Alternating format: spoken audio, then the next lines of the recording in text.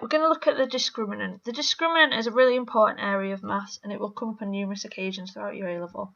It relates to a quadratic formula in the form ax squared plus bx plus c equals 0. And there below you can see the quadratic formula. The discriminant is the bit in the surd. It's b squared minus 4ac. Okay, we have three scenarios. We have when the discriminant is greater than 0, equal to 0, and less than 0. So, at the bottom left, you can see the relevant part of the quadratic formula. If b squared minus 4ac was greater than 0, positive, this would give me a value when we square rooted it, and so I would get plus that value and minus that value. I would get two solutions. If b squared minus 4ac equaled 0, it would disappear, making the plus and minus irrelevant, giving me one solution. If the b squared minus 4ac was less than 0, I would not be able to square root that negative value, at this stage anyway. So I would have 0 solutions.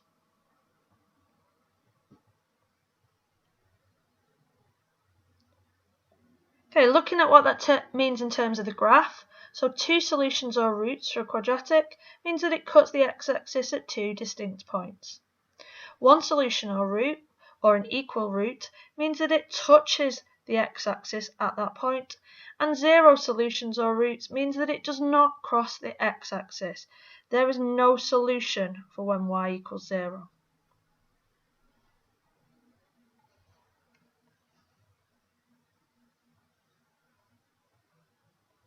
What we're going to look at today is using the discriminant to find the number of points of intersection.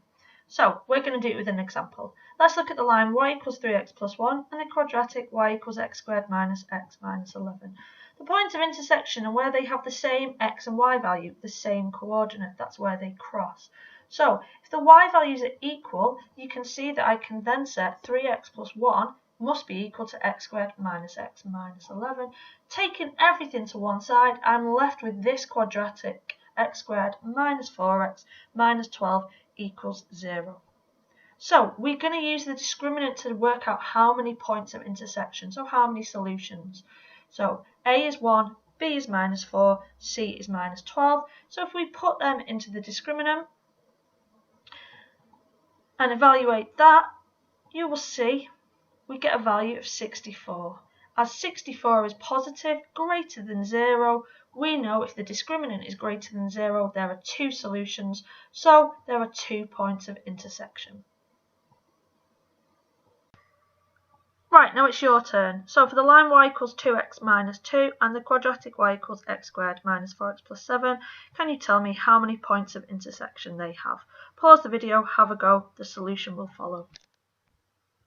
Okay, so we were given the equations both in the form y equals, so this enabled me to set them equal to each other.